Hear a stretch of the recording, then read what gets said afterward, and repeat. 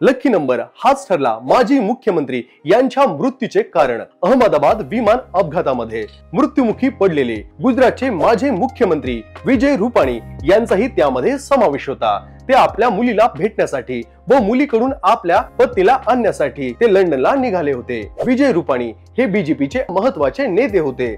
लंडनला जाण्याचे त्यांनी अनेक दिवसापासून ठरवले होते। 2 वेळा तिकीट काढूनही कामामुळे ते रद्द केले आणि दुर्दैवाने 12 तारखेचे तिकीट परत बुक केले। विजय रुपाणी यांचा जन्म 2 ऑगस्ट 1956 रोजी म्यानमार मधील रंगून येथे झाला होता। त्यांचे कुटुंब 1960 मध्ये गुजरात मधील राजकोट येथे स्थायिक झाले होते।